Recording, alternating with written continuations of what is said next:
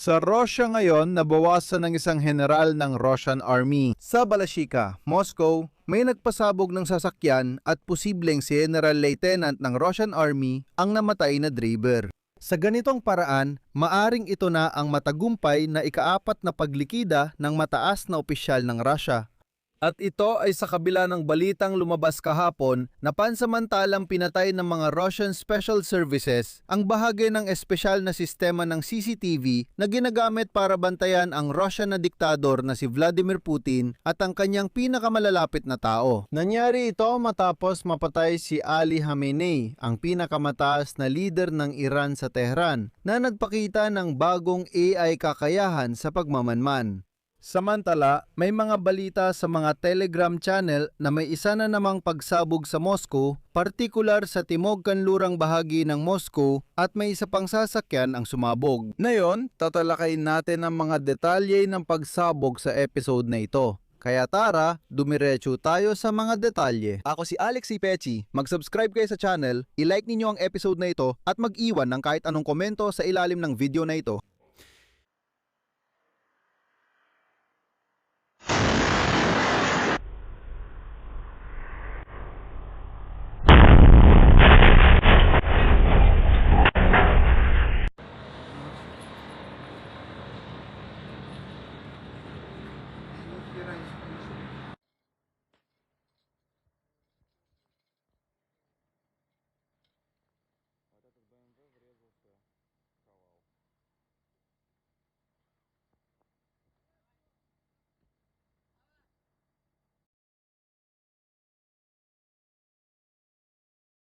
Ayon sa ulat, may sumabog na sasakyan ngayong araw sa Balashika, malapit sa Moscow. Kumalat na online ang mga larawan at sinasabing ang namatay na driver ay maaring General Lieutenant ng hukbong pananakop ng Russia. Kaya maaring ito na ang ikaapat na matagumpay na pagpatay sa mataas na opisyal ng Russia. Iniulat ng Russian source na 62 taong gulang ang namatay at siyang unang nagsabing ang driver ng sasakyan ay mataas na ranggong sundalo. Isinulat ito ng isang anonymous pro-military telegram channel. Hindi pa opisyal na kinukumpirma ng otoridad ng Russia ang posisyon ng namatay. Sa lugar na ito, mga sundalo talaga ang karamihan sa nakatira. At ayon sa mga ulat ng mga Russian Telegram channel, tinatawag siyang tapat na sundalo at makabayan na ngayon ay napatay.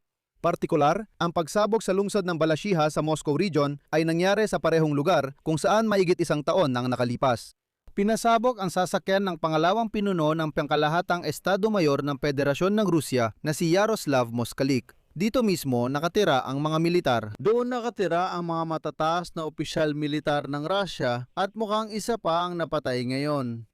Ayon sa ulat, ang layo ng mga pagsabog noong nakaraang taon at ngayon ay nasa 300 hanggang 350 metro sumabog ang BMW X3 na sunog at bumangga sa nakaparadang sasakyan. May sumagot na saksi. Tinangkang iligtas ang driver pero namatay siya. Nakuna ng kamera ang pagsabog at makikita natin ito.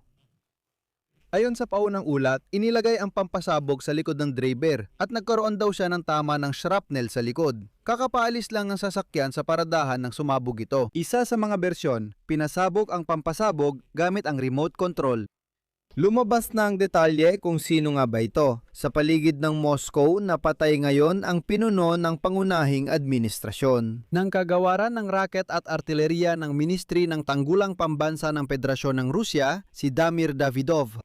Sa ngayon, sinusulat na ito ng mga tinatawag na Z na tagapag-ulat militar ng Rusya at naglalatala sila ng mas maraming larawan ng pagsabog.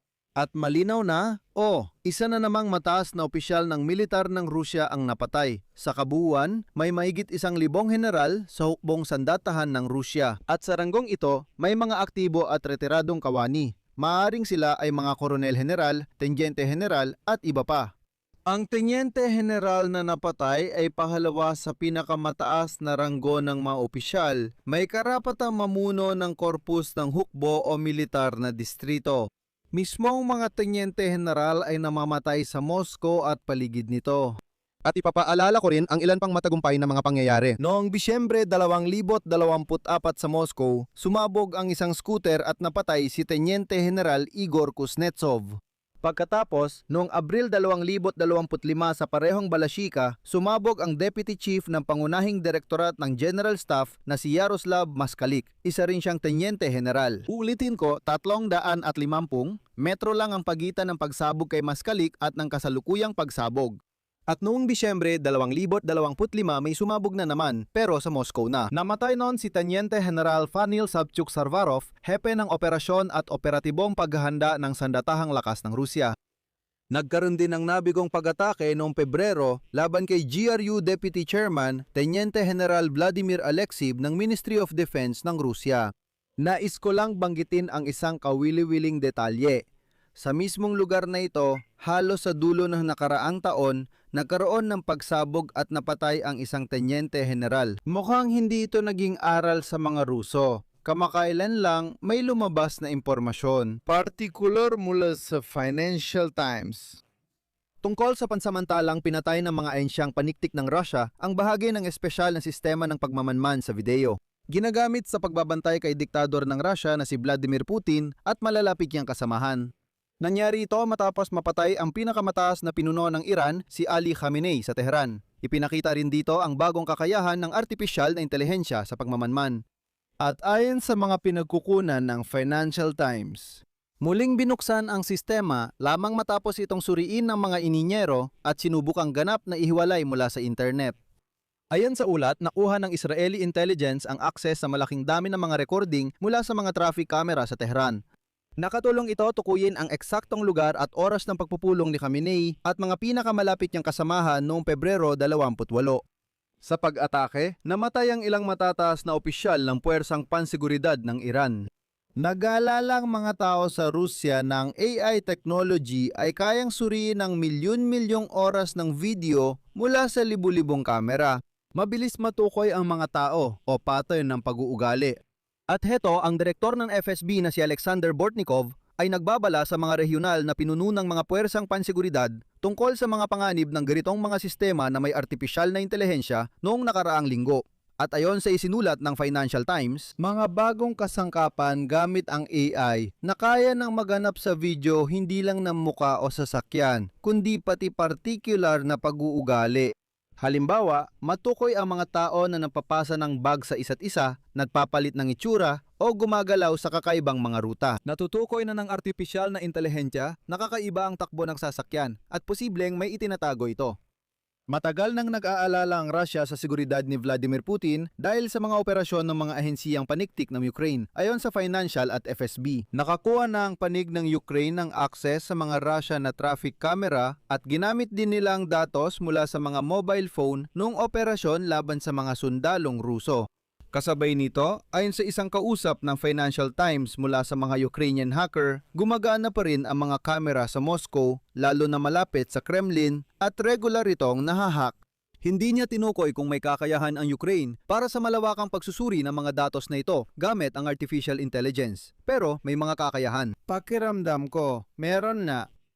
Dito ako maglalagay ng tuldok. Ibahagi ang inyong opinion at mga konklusyon sa mga komento sa ilalim ng episode na ito. Mag-subscribe sa channel, pindutin ang kampana at huwag kalimutang mag-like. Maghintay lang dahil marami pang kawili-wiling episode ang lalabas sa YouTube channel na ito, lalo na tungkol sa nangyayari sa gitnang silangan.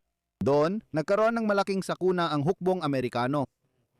Tatalakayin natin ang lihim na pagpupulong ni Zelensky sa mga Amerikano at si Abramovich na gusto nilang ilantad, ngunit nalaman din lahat ito. Pag-uusapan natin ang pagbabawal ng European Union sa pagpasok ng lahat ng Ruso na lumaban-laban sa Ukraine, ang tinatawag na SVO o mga SVO participants. May iba pa kaming kawili-wiling paksa, kaya mag-subscribe sa YouTube channel na ito. Dito ko natatapusin, ingatan ninyo ang inyong sarili. Paalam sa lahat.